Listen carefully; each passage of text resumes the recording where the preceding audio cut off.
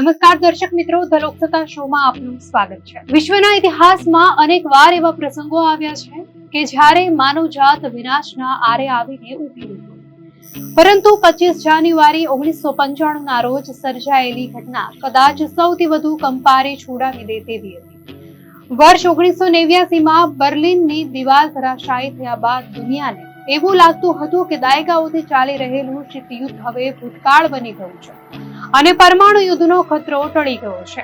પરંતુ શાંતિના વાતાવરણની વચ્ચે ઉત્તરી ગોળાર્ધના આકાશમાં એક એવી ગેરસમજ જન્મી જેણે ગણતરીના મિનિટોમાં રશિયા અને અમેરિકા જેવા મહાસત્તાઓને આમને સામે લાવી દીધા। તાજેતરમાં જે રીતે અમેરિકાના રાષ્ટ્રપતિ ડોનાલ્ડ ટ્રમ્પ દ્વારા વેનેઝુએલા અને ગ્રીનલેન્ડ જેવા મુદ્દે આક્રમક નિવેદનો આપવામાં આવ્યા છે, તેનાથી ફરી એકવાર વિશ્વમાં તણાવ વધ્યો છે।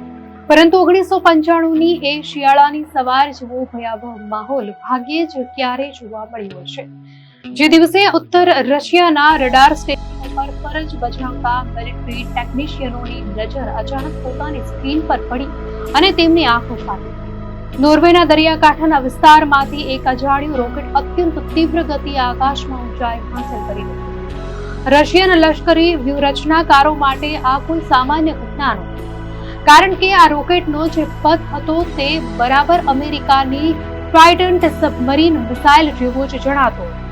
રશિયન અધિકારીઓને શંકા ગઈ કે આ અમેરિકા દ્વારા કરવામાં આવેલો અચાનક પરમાણુ હુમલો હોઈ શકે છે। જો આ ખરેખર હુમલો હોય તો રશિયન રાજધાની મોસ્કોને નિશાન બનાવતા અણુ બોમ્બને પહોંચતા માત્ર 15 મિનિટનો સમય લાગે તેમ લશ્કરી સલાહકારોએ તાત્કાલિક આ સંદેશ રશિયાના તત્કાલીન રાષ્ટ્રપતિ બોરિસ યેલ્ત્સિન સુધી પહોંચાડ્યો। પરિસ્થિતિ એટલી ગંભીર હતી કે યેલ્ત્સિને ઇતિહાસમાં પ્રથમ વખત પોતાની પાસે રહેલી ન્યુક્લિયર બ્રીફકેસને ખરેખર સક્રિય કરી। આ બ્રીફકેસમાં અણુ હથિયારો છોડવા માટેના તમામ ગુપ્ત કોડ્સ અને આધુનિક ટેકનોલોજી। યુદ્ધના સિદ્ધાંત અનુસાર જો એક પક્ષ હુમલો કરે તો વળતો પ્રહાર કરવો અનિવાર્ય હોય, ભલે પછી તેમાં બંને પક્ષોનો સર્વનાશ નિશ્ચિત હોય। રશિયન તંત્ર આટલું સતર્ક એટલા માટે હતું કારણ કે વર્ષ 1987માં પશ્ચિમ જર્મનીના એક કિશોર મેત્યાસ રસ્ટે પોતાના નાના પ્લેન સાથે રશિયાની તમામ હાઈટેક સુરક્ષા વ્યવસ્થાને ચકમો આપીને ક્રેમલિન સુધી પહોંચીને સૌને ચોંકાવી દીધા હતા। આ ઘટનાથી રશિયાએ પોતાની સુરક્ષામાં કોઈ કચાશ ન રાખવાનું નક્કી કર્યું હતું। 1995ની આ ઘટના દરમિયાન જ્યારે યેલ્ત્સિન પરમાણુ બટન દબાવવું કે નહીં તે વિશે મંથન કરી રહ્યા હતા, ત્યારે આખા વિશ્વના શેર બજારો અને કરન્સી માર્કેટમાં પણ ભારે અફરાતફરી મચી ગઈ। એવામાં અચાનક એક મીડિયા અહેવાલે રાહત આપી કે મિસાઇલને ટ્રેક કરવામાં આવી રહી છે। બીજી તરફ નોર્વેના વિજ્ઞાની કોલ્બજોર્ન આડોલ્ફસેન પોતાના રૂટીન કામમાં વ્યસ્ત હતા, ત્યારે તેમને ફોન આવવા લાગ્યા કે તેમના એક નાના પ્રયોગે દુનિયા હલાવી દીધી છે। વાસ્તવમાં કોઈ હુમલો નહોતો, પરંતુ પૃથ્વીના ઉત્તર ધ્રુવ પર જોવા મળતા ઓરોરા બોર્નાલિસ ના વૈજ્ઞાનિક અભ્યાસ છોડવામાં આવેલું એક સિવિલિયન રોકેટ હતું।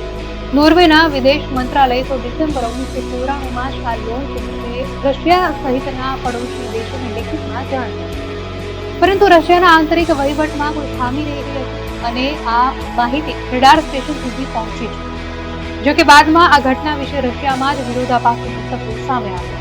કેટલાક વિશ્લેષકોનું માનવું હતું કે બોરિસ યેલ્ત્સિન ચેચન યુદ્ધ તરફથી લોકોનું ધ્યાન ભટકાવવા અને બહાદુર નેતા તરીકે લડવા માટે આ બ્રીફકેસ સક્રિય હોવાની વાતને ચગાવી।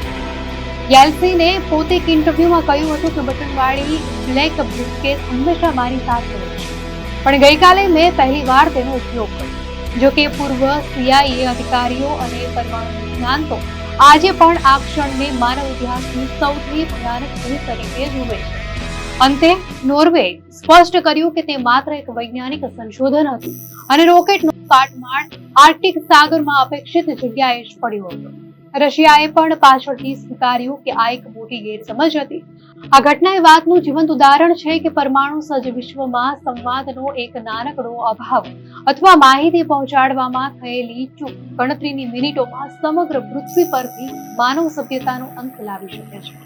આજે વર્ષો પછી પણ જ્યારે મહાસત્તાઓ વચ્ચે ગરમાગરમી થાય છે, ત્યારે 1995નો આ બ્લેક બ્રાન્ડ રોકેટનો કિસ્સો વિશ્વના નેતાઓને સંયમ રાખવાની યાદ અપાવતો રહ્યો છે। દર્શક મિત્રો, આ માહિતી આપને કેવી લાગી, આપની પ્રતિક્રિયા અમને કોમેન્ટમાં ચોક્કસથી જણાવશો. અને જો આપને આ વિડીયો સારો લાગ્યો હોય તો વિડીયોને લાઈક કરો અને ચેનલને સબસ્ક્રાઇબ કરો.